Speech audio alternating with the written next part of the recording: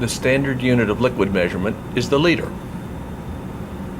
There are 1,000 milliliters in a liter, and there are 1,000 micrometers in a milliliter. In cell biology lab, most of our measurements will be in the microliter range. In order to measure those small volumes, we use these instruments right here that are called micropipetters. On them they have a dial that allows you to set the number of microliters you wish to measure. These micropipetters come in 3 different sizes. This larger one will measure from 200 to 1,000 microliters. This middle-sized one will measure from 100 to 10 microliters. And this smallest one will measure from 10 to 1 microliter. It is important that you use the correct micropipetter for the volume that you're going to measure. Let's say we want to measure 500 microliters. We take this micropipetter and turn the dial, which you can't see because it's too small, until it is set at 500. Then these large micropipetters have blue caps, and they also use these disposable tips that are blue. You put a tip on the end of the micropipetter, take the solution you want to measure. Usually we use solutions in small tubes like this that are called microcentrifuge tubes. The way you measure accurately with these pipetters is if you press down on the top, you can press down to one stop point, and if you keep pressing, it will go down to a second stop point.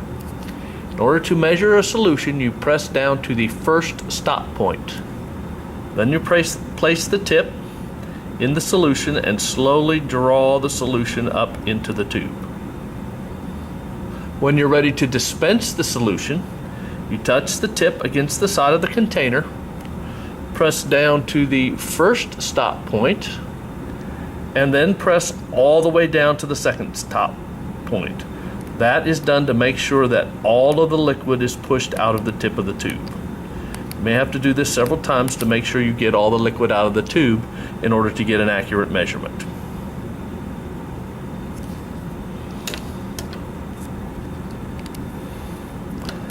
The tips we use for these micropipetters are disposable. So you can take them and throw them away. Disposable doesn't mean you just toss them on the desktop. Around the lab on each desk you will find some type of cup where we want to put these tubes to throw them away. Now, let's say we want to measure 50 microliters. For that, we need this micropipetter that goes from 10 up to 100 microliters. Again, we turn the dial until it says 50. These, because the end of this is smaller, we use smaller tips. Again, make sure the tip is on tightly. And then these work the same way. You press down to the first stop point, then put the tip down in the liquid and draw up the solution, and there you have the solution in the tip. When you want to dispense the solution, you put the tip against the side, push down to the first stop point, and then all the way down to the second stop point to expel all the liquid out of the tube. Now, when we get to smaller volumes, this becomes a little more difficult because let's say we're measuring 3 microliters. If we're measuring 3 microliters and we leave 1 microliter in the tip, that introduces a large amount of air into our measurement. This smallest pipetter uses these very, very small, thin tips. Again, make sure the tip is on the end of the pipetter,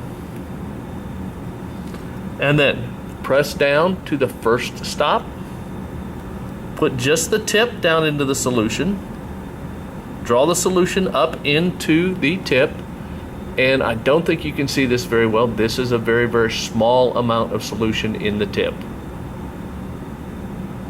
If we were to just expel this into the air, what would happen is this drop would come out on the tip and never be released into the container. So it's very important when measuring small volumes to put the tip of the tube against the container. And again, expel, press down to the first stop and then down to the second stop to expel all the solution. Let's look at that again, measuring this very, very small volume. This is 3 microliters. And it's very important when measuring 3 microliters to put the tip up against the edge and expel all the solution. Because of surface tension, that drop will probably stick on the side of the tube. The challenge with these micropipetters is to measure 1 microliter. That is something we will have to do routinely in this lab, and that is something that just takes a little practice until you get the knack for measuring that small a volume. In many ways, this is kind of like riding a bicycle. Once you get the knack, once you learn how to do it, you will be able to do it consistently without worrying about it. Again, set it at 1 microliter, press down to the first stop. This will not be very far. Put just the tip into the liquid. If you put this thing all the way to the bottom, you're going to end up with a lot of liquid sticking to the outside. Just put the tip into the liquid and draw up 1 microliter. This is a very small amount. You can't even see it or barely see it in the tip. Then when it comes time to dispense it, you need to make sure you have this tip up against the side. You press all the way down to the second stop point and expel all of the liquid from the tip. A couple of other things. These tips work by gravity. So you always want to keep your pipetter upright. You don't want to tip it upside down. These tips are disposable. Just make sure you dispose of them in a cup and then dump it in the trash when you're finished. If for any reason you have a pipetter that is not working correctly, if the knob won't turn, if it seems to be jammed, if you have material leaking out of the end, please let me know so that I can take care of that. We don't want that to ruin any of your experimental results.